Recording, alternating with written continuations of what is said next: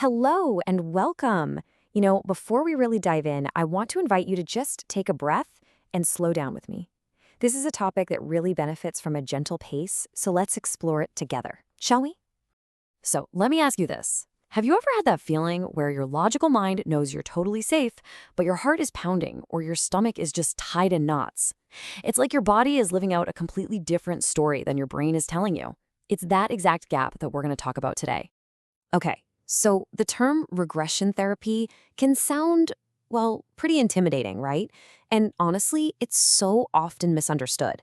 It can bring up these images of being forced to relive really painful, dramatic moments from your past. But I'm here to tell you, that's not what this work is about at all. This really gets to the heart of it. The myth, the scary idea, is that you're just going to be rewatching a painful movie of your past. But the reality, it's so much gentler.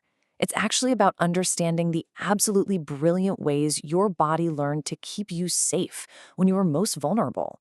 We're shifting from judgment to genuine curiosity. So if it's not about digging up the past, then what is it about? Well, the real focus is on something much quieter. It's about listening to the body. It's kind of like learning the language of your own nervous system, which it turns out holds a kind of wisdom your thinking mind just can't get to on its own. At its core, this whole therapy is built on a pretty simple idea. Just look at the keywords here: gentle, tracing, and made sense. This isn't some big, dramatic excavation. It's more like a careful, respectful tracing of a pattern. That feeling of anxiety you might have today, it made sense at some point. It was a smart, protective response that just got a little stuck. This therapy helps you find that origin point, gently. And this right here is such a crucial piece of the puzzle. See, your mind loves to create a story, a neat narrative with a beginning, middle, and end. But your body, it holds memory in a totally different way. It holds it in sensations, in postures, in these pre-verbal feelings that were there long before you even had the words to describe them. This helps explain how those early patterns get set. When we're really little, our logical, thinking brain is still under construction. But the part of our brain that feels, senses, and reacts, that's fully online. So when something overwhelming happens, and this could be anything, even just a sudden loud noise startling a toddler, the body can create a coping pattern, like tensing up. It's not broken, it's just doing its number one job, keeping you safe.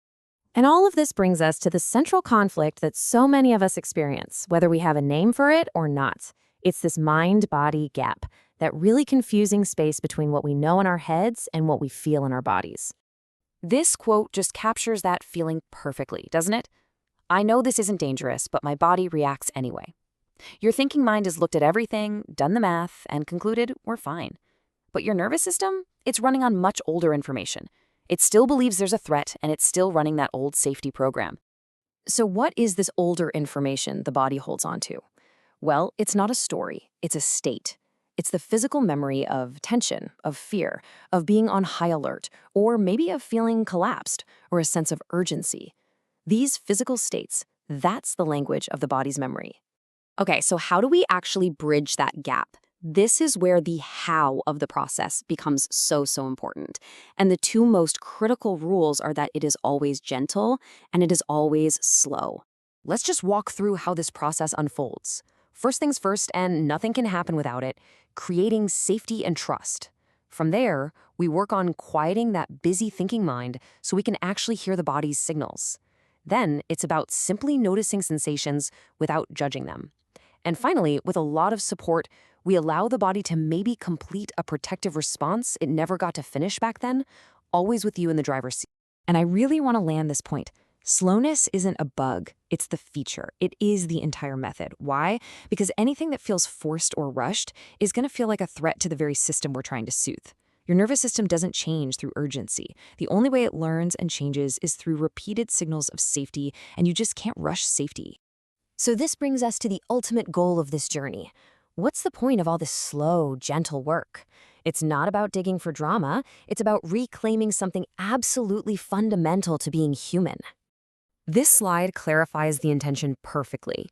We're not trying to find some shocking, dramatic origin story. The real goal, the true intention, is to restore two incredibly vital things: regulation, which is your body's ability to feel calm and centered, and agency, which is that deep down feeling that you have a choice in how you respond to your life.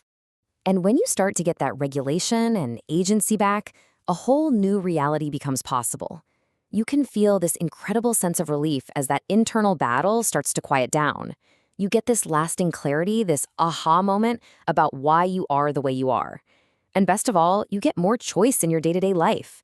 You're no longer just a passenger to those old automatic reactions. So we'll end with this question to just let it sink in.